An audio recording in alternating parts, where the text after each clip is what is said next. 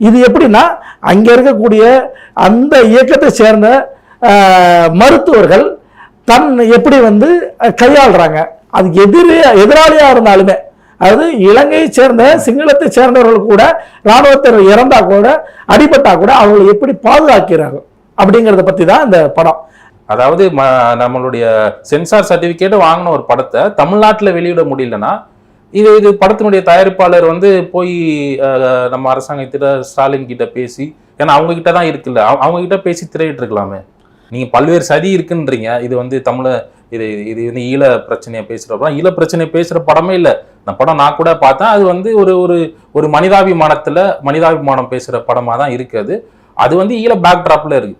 இல்ல அது ஓகே, நான் என்ன சொல்றேன், அது வந்து சுரேஷ் காமாட்சி என்பது இந்த படத்தின் தயாரிப்பாளர் ஒரு சாதாரண நபர் இல்ல.